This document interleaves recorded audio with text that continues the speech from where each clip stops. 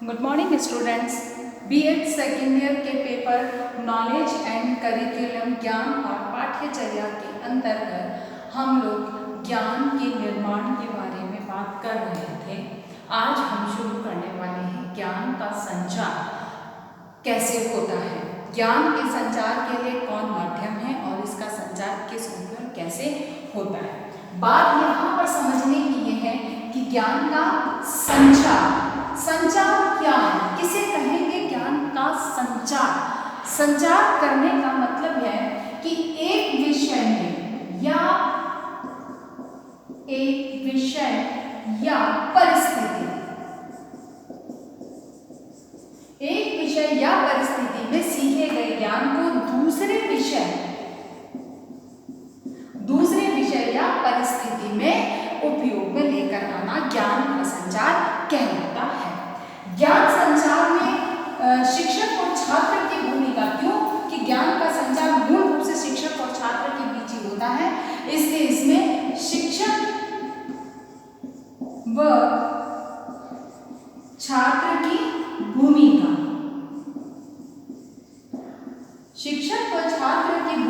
को समझना हमारे लिए अनिवार्य है, क्योंकि ज्ञान का संचार के लिए शिक्षक और छात्र दोनों का होना बहुत अनिवार्य है। विद्यालय है चाहे विद्यालय के बाहर कहीं भी हो, इन दोनों का होना अनिवार्य है।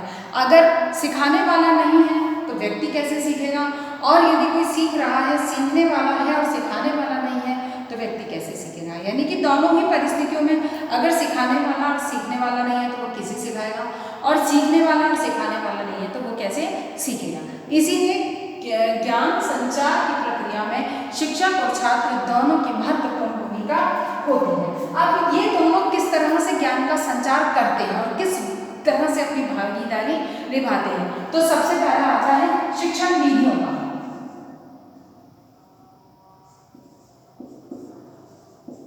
शिक्षण विधियों, ठीक है ना। शिक्षण विधियों का संचार यानी कि एक, जैसे कि हमने कहा कि प्रयोगात्मक जो विधियां हैं, प्रयोग कर जो शिक्षण कार्य में शिक्षण में प्रयोग विधि का जब उपयोग किया जाता है तो वो अमूमन ये माना जाता है कि विज्ञान के विषयों में इसका उपयोग सर्वाधिक होता है, लेकिन भूगोल में भी इसका उपयोग हो सकता है। जबकि मूल जो विधि है वो जैसे विज्ञान की है तो उसका भूगोल में भी उपयोग हो सकता है, अर्थशास्त्र में भी हो सकता है, यानी कि अन्य किसी विषय में उसका उपयोग आसानी से किया जा सकता है। तो कहने का मतलब ज्ञान का संचार में जो है शिक्षण विधियों के संचार के माध्यम से ज्ञान का संचरण एक से तरफ दूसरी तरफ होता है। यानी कि सबसे पहली जो बात आती है वो शिक्षण विधियां हैं, जो कि एक की विधि दूसरे में उपयोग में लाकर और शिक्षण कार्य को, विषय वस्तु को सरल सुगम बनाया जाता है। दूसरी बात आती है शिक्षण सूत्र।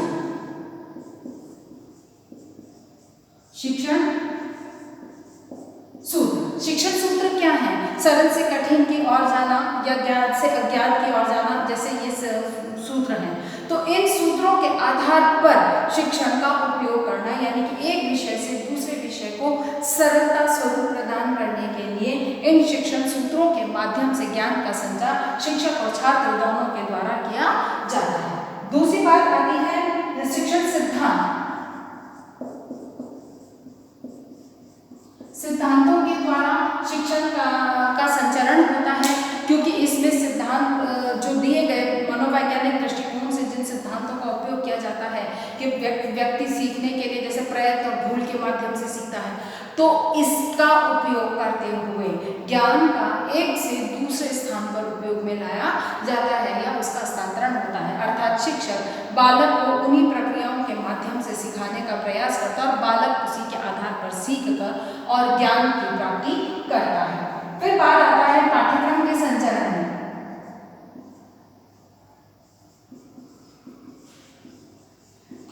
पाठ्यक्रम के संचार, पाठ्यक्रम के संचार में निश्चित है कि पाठ्यक्रम का संचार इसके माध्यम से होता है, क्योंकि एक से दूसरे तक जाने के लिए मतलब पाठ्यक्रम का पूर्ण होना बहुत आवश्यक है। अब यहाँ पर पाठ्यक्रम के संचालन में जैसे हम लोग गणित का शिक्षण कार्य करें तो गणित की विधियां जैसे जोड़, बाकी, गुणा, भाग, जो भी उसकी विधियां हैं उसका करना, भूगोल में करना, भूगोल के नक्शे या भूगोल की जो जमीन नाप तोल की जो प्रक्रिया है उसके अंदर उसका उपयोग करना। तो ये क्या हुआ, पाठ्यक्रम का संचरण हुआ कि एक का उपयोग दूसरे स्थान पर, जैसे जिसे हम हमारी भाषा में बात करते हैं, सहसंबंध के माध्यम से उसको समझने का प्रयास कर रहे हैं। अगली बात इसके अंतर्गत आती है वह है कि गतिविधियों में संचालन।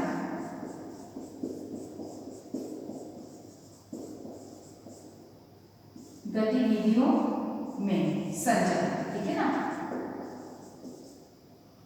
गतिविधियों में संचार यानी कि गतिविधियों आधारित, जैसे अधिकांश माना जाता है कि विज्ञान विषय ऐसा है जिसमें कोई न कोई एक्टिविटी के माध्यम से सिखाया जाता है। वर्तमान में ये बात बार बार कही जाती है कि बच्चों को करके सीखने का अवसर प्रदान किया जाना चाहिए। तो यही वो करके सीखना का होगा जब विभिन्न प्रकार की गतिविधियों का आयोजन किया जाएगा और इसी आधार पर ज्ञान का गतिविधियों में संचरण के द्वारा ज्ञान का संचरण किया जाता है, क्योंकि एक गतिविधि का उपयोग शिक्षक दूसरे में या बालक एक जगह सीखी हुई गतिविधि का उपयोग दूसरे में करके और ज्ञान अर्जित करता है। फिर है अधिगम सिद्धांत।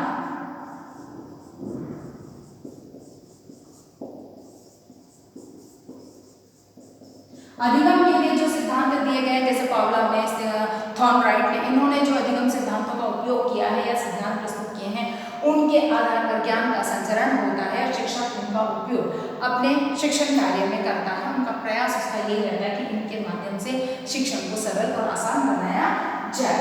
फिर बात आती है तकनीकी संचरण।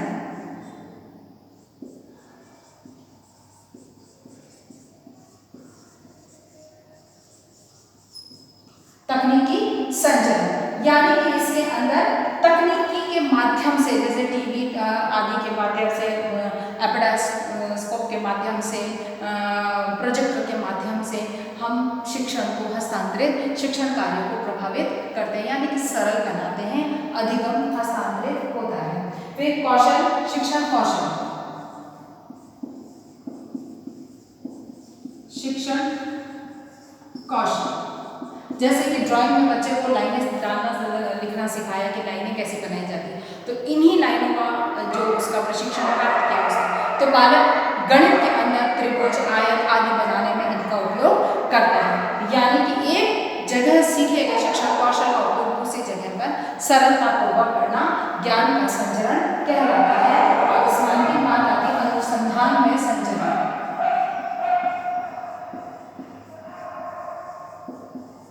अनुसंधान में संचरण, क्योंकि निश्चित है कि एक जगह किए गए अनुसंधान के जो परिणाम है वो दूसरी जगह पे बार उपयोग में लाए जा सकते हैं। इस आधार पर ज्ञान का संचरण होता है, यानी कि शिक्षक और छात्र की भूमिका के आधार पर, यानी कि वे अपनी शिक्षण प्रक्रिया के माध्यम से, शिक्षण विधियों के माध्यम से, शिक्षण सूत्रों के माध्यम से, शिक्षण सिद्धांतों के माध्यम से, पाठ्यक्रम के माध्यम से, गतिविधि है, अधिगम सिद्धांत है, तकनीकी है, शिक्षण कौशल है, अनुसंधान के परिणामों के आधार पर वो ज्ञान का संचरण करते हैं। अब बात यहाँ पर ये आती है कि ज्ञाता और ज्ञेय की क्या भूमिका रहती है। ज्ञाता और ज्ञेय के रूप में किस तरह की भूमिका इनकी रहती है। ज्ञाता और ज्ञेय में वही शिक्षक और छात्र दोनों हैं, लेकिन ज्ञाता व ज्ञाता और ज्ञात की भूमिका, ज्ञाता और ज्ञात की भूमिका किस तरह से रहती है, क्योंकि हमने शिक्षक और छात्र के रूप में उसको देखा कि वो किस तरह से शिक्षण विधियां हैं, शिक्षण सिद्धांत हैं, गतिविधि आधारित है, इनके आधार पर वो ज्ञान का संचरण करता है, विभिन्न प्रकार से ज्ञान को हस्तांतरित करने का प्रयास करता है। अब इसमें कौन कौन से पक्षों का विकास होता है, ज्ञाता और ज्ञेय, क्योंकि ज्ञाता यानी कि जो जानता है और मतलब जानने वाला है, और ज्ञात यानी कि जो जानता है, तो उसके आधार पर वो किस तरह से ये संचरण की प्रक्रिया कारगर होती है। इसमें पहला जो आता है संज्ञानात्मक ज्ञान का निर्माण।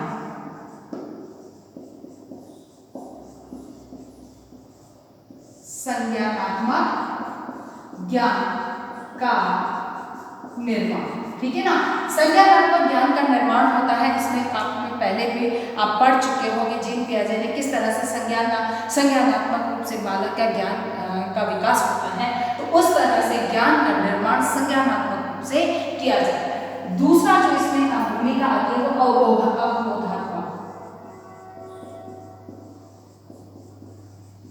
अवबोध के आधार पर वह चीज को सीखता है, यानी कि उसको अवबोध कराया जाता है। ज्ञाता और ज्ञेय की जो प्रक्रिया है उसमें वह ज्ञान का निर्माण जो किया जाता है वो अवबोधात्मक रूप में किया जाता है। फिर बाद में बात आती है अनुप्रयोग यानी कि उपयोग।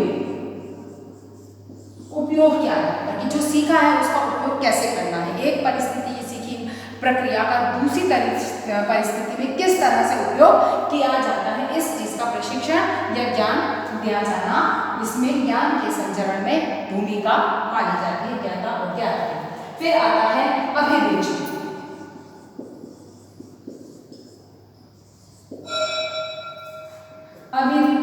अभिरुचियात्मक यानी कि अभिरुचि के आधार पर बालक को, जिसमें बालक की रुचि होगी उसी के अनुकूल शिक्षक बालक को मोटिवेट करेगा, प्रेरित करेगा और उसे सीखने के लिए तैयार करेगा। यानी कि अभिरुचि के आधार पर इसका किस तरह से होता है। और अंतिम बात जो इसमें आती है वह है अभिवृत्ति।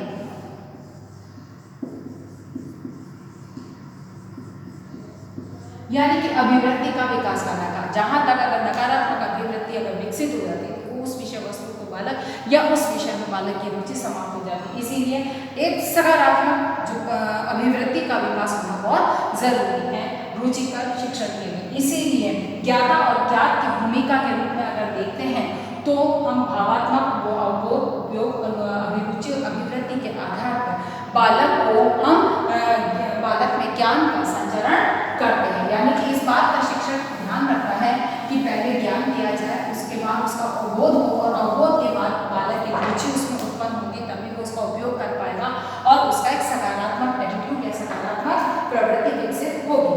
अब यहाँ पर ज्ञान क्या, ज्ञान की प्रक्रिया में संस्कृति की भूमिका। संस्कृति की भूमिका यानी कि संस्कृति की भूमिका किस तरह से इसमें होती है कि संस्कृति अपना सहयोग, क्योंकि विद्यालय है इसी संस्कृति इस समाज का एक अंग, छोटी इकाई है, इसीलिए सांस्कृतिक प्रभाव उस पर हर तरह से पड़ता है। तो एक सांस्कृतिक विकास के दृष्टिकोण से किस तरह से ज्ञान का संचार होता है, तो सामाजिक संस्कृति की भूमिका, सामाजिक संस्कृति, ठीक है ना। तो सामाजिक संस्कृति के द्वारा व्यक्ति अपने समाज, अपने वातावरण, आसपास के समाजों में किस प्रकार की सांस्कृतिक परंपराएं, व्यवस्थाएं हैं, उनका उसे किस तरह से पालन करना चाहिए, कौन से नियम हैं, कौन से सिद्धांत हैं, कौन सी व्यवस्थाएं हैं, इनको समझाने के लिए ज्ञान के संचरण में एक सांस्कृतिक परंपरा की भूमिका देखने को, क्योंकि उसे एक आदर्श नागरिक का निर्माण करना होता है।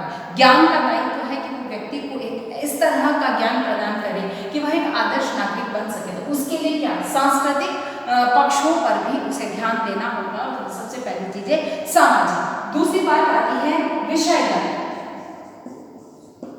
विषयगत यानी कि जो विषय उसने पढ़ने हैं उनके आधार पर उन विषयों में उन सांस्कृतिक स्वरूपों को सम्मिलित किया जाए, उन सांस्कृतिक परंपराओं को सम्मिलित किया जाए जो सभी का समर्थन करते हों। यानी कि विषय का स्वरूप इस तरह से निर्मित किया जाए कि बालक मानसिक रूप से या व्यवहारिक रूप से उस संस्कृति को सम्मान करना, स्वीकार करने योग्य बन सके।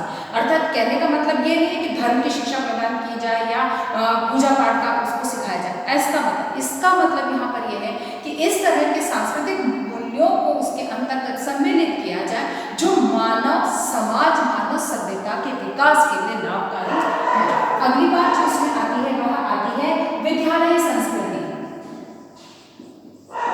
विद्यालय निश्चित ही समाज की एक छोटी इकाई है, तो विद्यालय का सांस्कृतिक वातावरण, विद्यालय की संस्कृति इस तरह की होनी चाहिए जिसमें कि एक जो उसका जो संस्कृति से मतलब नाच गाना, रीति रिवाज, परंपरा, इससे नहीं। यहाँ पर संस्कृति से मतलब ये है कि जैसे विद्यालय की संस्कृति ये कहती है कि बालक आएगा, प्रातःकाल प्रार्थना करेगा, फिर शिक्षण कार्य के लिए अपनी कक्षाओं में जाएगा, फिर समय सारणी का पालन करेगा, तो वो एक निश्चित संस्कृति जो उस विद्यालय की है उसके अनुरूप ज्ञान का हस्तांतरण बालक तक या उसका संचरण होना चाहिए। चलिए उसके बाद है राजनीतिक संस्कृति।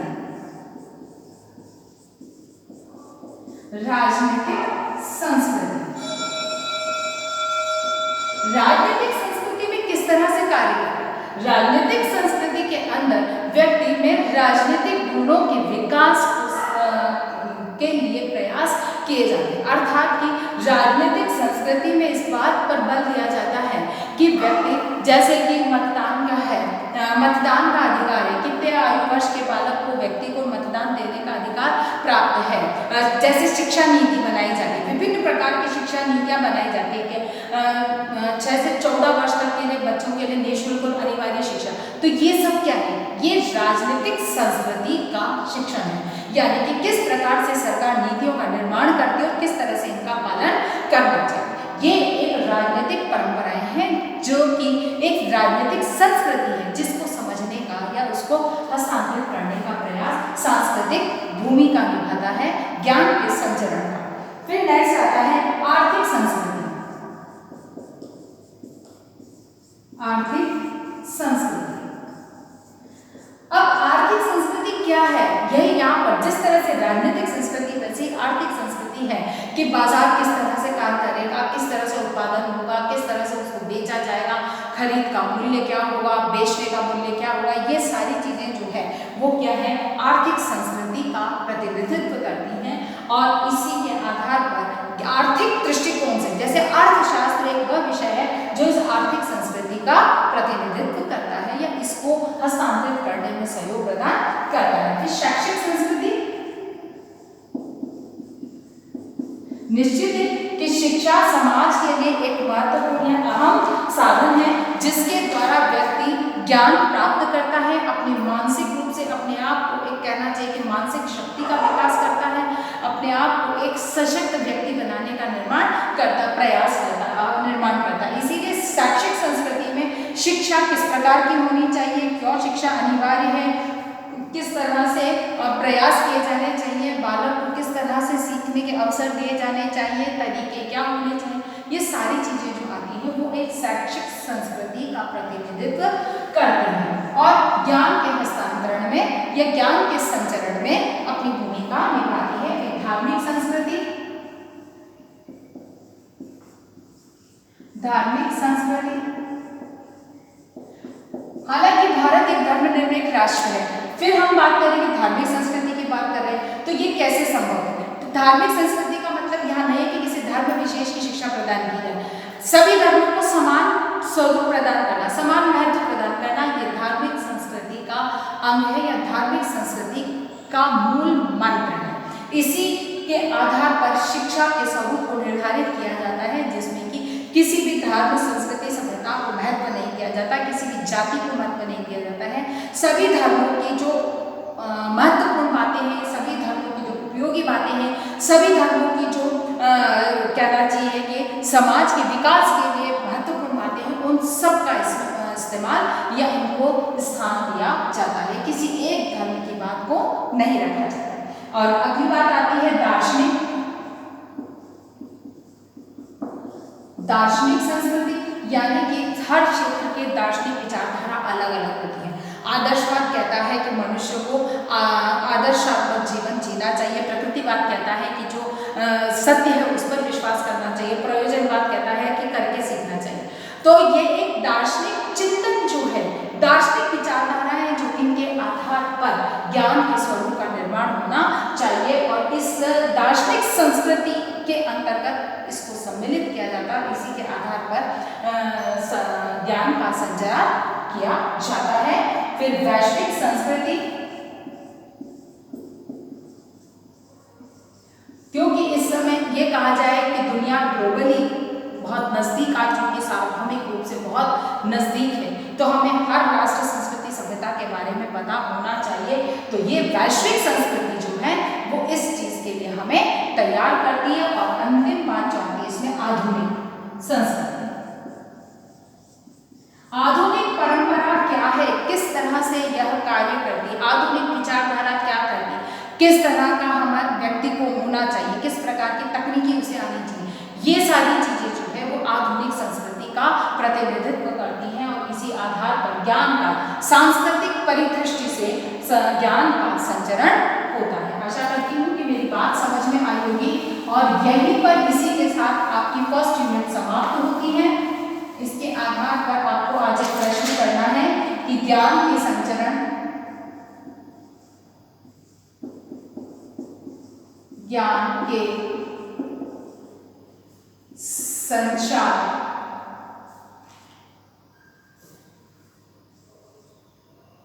ज्ञान का संचार कैसे होता है समझाइए। ठीक है, ज्ञान का संचार कैसे होता है समझाइए। अपनी बात को समाप्त करने से पहले कोविड-19 की इस महामारी के दौर में अपने आप को सुरक्षित रखें, बहुत अधिक